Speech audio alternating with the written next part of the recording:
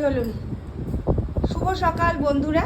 এই যে সকালের এখন আমার রেডি হচ্ছে আমার শ্বশুর শাশুড়ি মায়ের খাবার। এ না বাবু ধরো, আর দেখুন সোয়েটার পরে বসে আছে। এই যে মা নাও, মেখে নাও চটকে। এই হচ্ছে সকালের খাবার, রুটি, দুধ আর কলা, কাটালি কলা।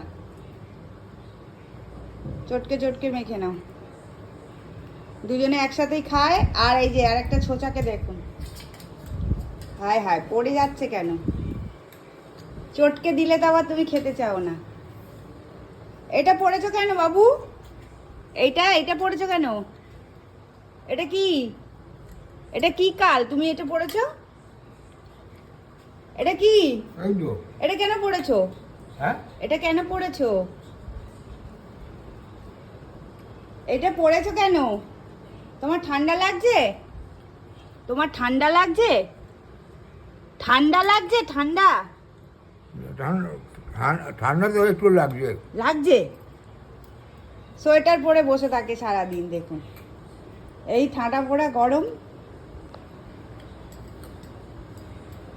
কি গো, তোমার বুড়া তো সোয়েটার পরে বসে আছে। পৃথিবী আনন্দময়, যার চিত্তে জালয়। পৃথিবী আনন্দময়, যার চিত্তে জ্বালায়। আরে বাবা, তুমি তো বারণ করবে, এই গরমে কেউ পড়ে?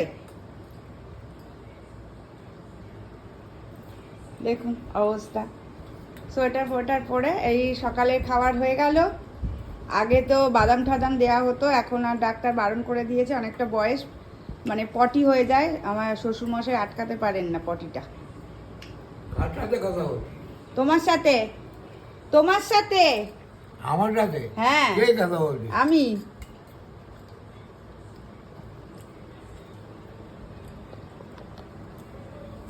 তাই না বলো?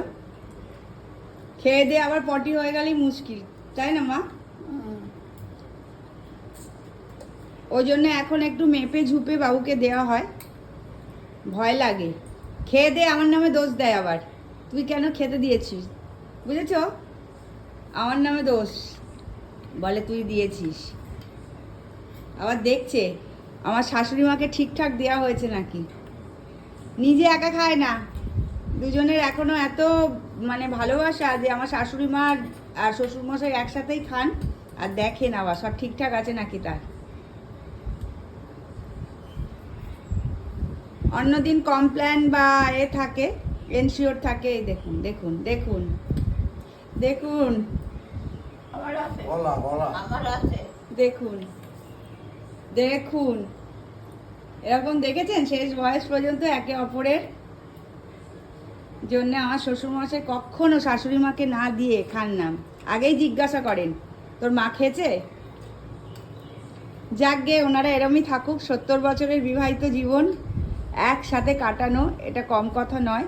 এরম সুস্থভাবে ভালোভাবে ভগবানের কাছে ওনাদের দীর্ঘায়ু কামনা করছি। ওনারা এরমভাবেই ভালো থাকুক। ঝগড়াঝাটি সব হয় আমাদের বাড়িতে, ঝামেলাও হয়, কিন্তু তার মধ্যেও আবার সবাই একসাথে আমরা থাকি। একসাথে থাকতে গেলে বাসন কোসনের যেমন আওয়াজ হয় তেমনি হয় ঝামেলা আমার সাথে, আমার শ্বশুর মশাই বিশেষ করে। শাশুড়ি মায়ের সাথে হয় না, কিন্তু আবার ভাবও হয়ে যায়। এখানে ভিডিওটা শেষ করছি।